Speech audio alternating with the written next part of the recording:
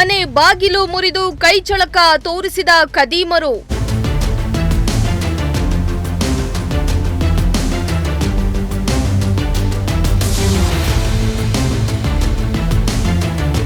ಮನೆಯಲ್ಲಿದ್ದ ಚಿನ್ನ ಬೆಳ್ಳಿ ಹಣ ದೋಚಿದ ಕಳ್ಳರು.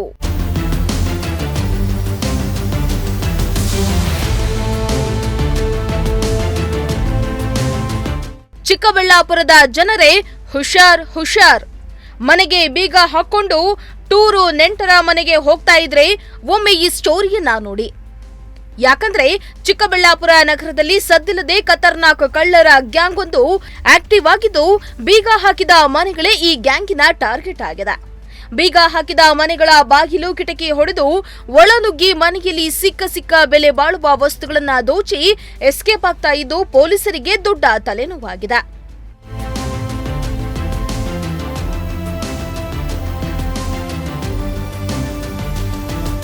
ಹೌದು, ಚಿಕ್ಕಬಳ್ಳಾಪುರ ಜಿಲ್ಲೆಯ ಚಿಂತಾಮಣಿ ನಗರದ ಗುಂಡಪ್ಪ ಬಡಾವಣೆಯಲ್ಲಿ ಖದೀಮರ ಗ್ಯಾಂಗ್ ಕೈಚಳಕ ತೋರಿದ್ದು ಲಕ್ಷಾಂತರ ರೂಪಾಯಿ ಮೌಲ್ಯದ ಚಿನ್ನಾಭರಣ ದುಡ್ಡನ್ನ ಎಗರಿಸಿ ಪರಾರಿಯಾಗಿದ್ದಾರೆ.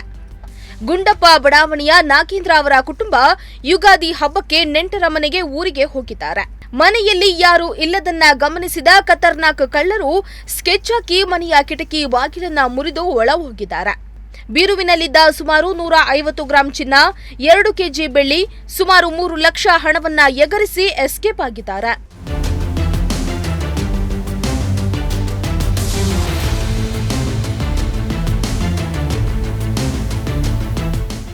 ಇನ್ನು ನಾಗೇಂದ್ರ ಅವರ ಕುಟುಂಬ ಮನೆಗೆ ವಾಪಸ್ ಬಂದಾಗ ಕಳ್ಳತನ ಪ್ರಕರಣ ಬೆಳಕಿಗೆ ಬಂದಿದೆ.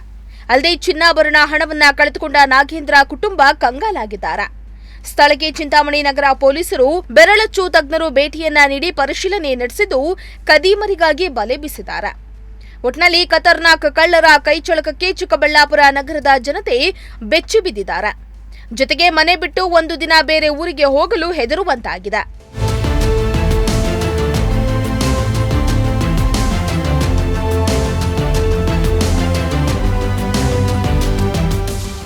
ಮೋಹನ್ ಕುಮಾರ್, ಪ್ರಜಾಶಕ್ತಿ ಟಿವಿ, ಚಿಕ್ಕಬಳ್ಳಾಪುರ.